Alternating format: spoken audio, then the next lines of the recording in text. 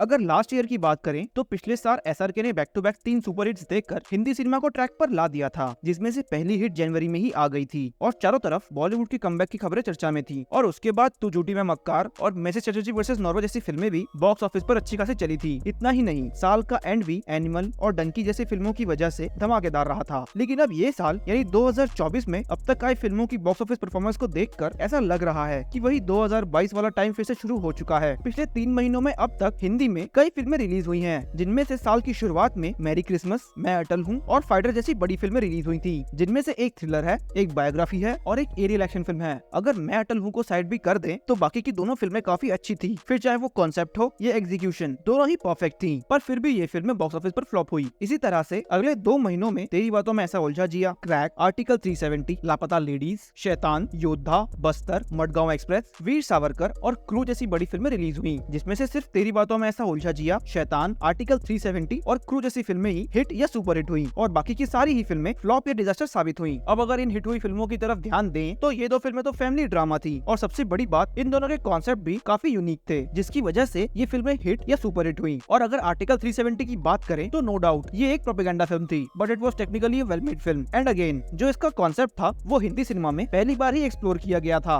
जाहिर है कि इससे पहले 370 हटा भी नहीं था। और अगर रिसेंट फिल्म क्रू की बात करें तो ये फिल्म इतनी बड़ी ओपनिंग लेगी ये मैंने तो क्या किसी ने भी नहीं सोचा था। बट अगेन ये फेमिनिज्म पर बनी एक अच्छी फिल्म है और एक फीमेल सेंट्रिक फिल्म के हिसाब से इसका कॉन्सेप्ट भी यूनिक है। जब फेमिनिज्म पर बनी बेकार फिल्में हिट हो जाती हैं तो ये तो फिर भी एक अच्छी फिल्म है। तो आखिरकार इसके इतने बड़े नंबर्स का रीजन भी एक अलग और यूनिक कॉन्सेप्ट हो सकता है। अब अगर आप ये सोच रहे हैं कि भाई तो नंबर्स की बात क्यों कर रहा है, अगर कोई फिल्म बेकार है और वो अच्छा पैसा कमा लेती है तो वो अच्छी नहीं बन जाती जैसे रेस 3, और अगर वही कोई अच्छी फिल्म कलेक्शन नहीं कर पाती तो इसका मतलब ये नहीं कि वो फिल्म अच्छी नहीं है जैसे तुम्बाड़। तो इस बात को समझने के लिए तुम्हें मेरे अगले पॉइंट को समझना होगा। अगर सच बताऊं तो मैं भी यही मानता हूं कि एक फिल्म को उसके कंटेंट के हिसाब से जज किया जाना चाहिए, ना कि उसके पैसों से। पर अगर आप इंडस्ट्री के बारे में अच्छी तरह से जानते हैं तो आपने नोटिस किया होगा कि जब कोई फिल्म अच्छी कलेक्शन करती है तो उसके सीक्वल बनाए जाते हैं या फिर सेम लाइंस पर और भी फिल्में बनने लगती हैं। जैसे उरी के बाद से अब तक न जाने कितनी फिल्में आ चुकी हैं जो उसी की सक्सेस को रेप्लिकेट करने की कोशिश करती हैं, और ये इस हद तक बढ़ चुका है कि अब लोग फिल्मों में पेट्रियोटिज्म, सोल्जर्स और पाकिस्तान को दुश्मन देखकर तंग आ चुके हैं। इसी भेड़ चाल से हटकर जब एक प्रोड्यूसर कुछ नया लेकर आता है और वो फिल्म फ्लॉप हो जाती है जैसे मडगांव एक्सप्रेस, तो ऐसी फिल्मों को फ्लॉप देखकर बाकी के प्रोड्यूसर भी बैक आउट कर जाते हैं। फिल्म को रिव्यूज चाहे जैसे भी मिले हो, अगर किसी प्रोड्यूसर ने उस पर पैसा लगाया है और वो उन पैसों को रिकवर नहीं कर पाया तो उसे लॉस में ही काउंट किया जाएगा, फिर चाहे उसकी फिल्म कैसी भी हो। आजकल ओटीटी राइट्स को बेचकर प्रोड्यूसर्स का काम बहुत आसान हो जाता है, लेकिन फिल्म के थिएटर में ना चलने पर वो भी बैक आउट कर जाते हैं। Don't forget Ganpat. तो अच्छी फिल्मों को अच्छा कमाना, एटलीस्ट अपने बजट को रिकवर करना जरूरी है।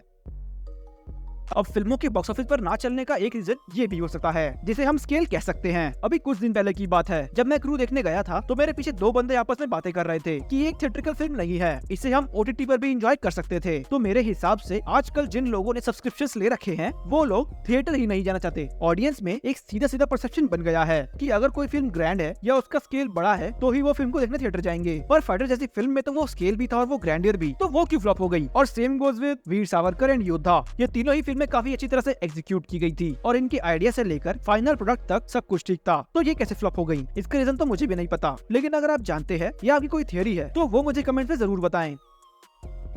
अब 2023 में हिट होने वाली सारी फिल्में बेशक स्टारलेट ना हो, लेकिन चर्चा, बज और वेव्स उन्हीं फिल्मों ने बनाई थी जिनमें स्टार्स थे। और इस साल की जितने भी हिट फिल्मों के नाम मैंने आपको गिनाए हैं वो सारी की सारी स्टारलेट थी, बीट, शैतान, तेरी बातों में ऐसा उलझा जिया और क्रू। लेकिन फाइटर में भी ऋतिक था ना, पर वो स्टार थोड़ी है ना। तो क्या बॉक्स ऑफिस पर वही फिल्में चलेंगी जिनमें वेल नोन स्टार्स हैं या जिनका स्केल बड़ा या ग्रैंड है। लेकिन इतनी बड़ी इंडस्ट्री में मुश्किल से मुश्किल 5 से 6 स्टार्स होंगे, जिनमें 3 खान्स, अजय देवगन, अक्षय कुमार ही आते हैं। जैसे एसआरके, बेशक 2023 में उनकी 3 फिल्में आ गई हो, पर उनकी अगली फिल्म 2025 से पहले नहीं आएगी, जिनमें पूरे 2 सालों का गैप है। तो बाकी के टाइम पर जब इनकी फिल्में ना आ रही हो तो सिनेमा के लिए इन छोटी फिल्मों का चलना इम्पोर्टेंट हो जाता है। अब ऋतिक रोशन जैसा एक्टर जो पिछले 25 सालों से इंडस्ट्री में काम कर रहा है, अगर उसकी ही फिल्में नहीं चलेंगी तो आई डोंट नो कि किसकी चलेंगी।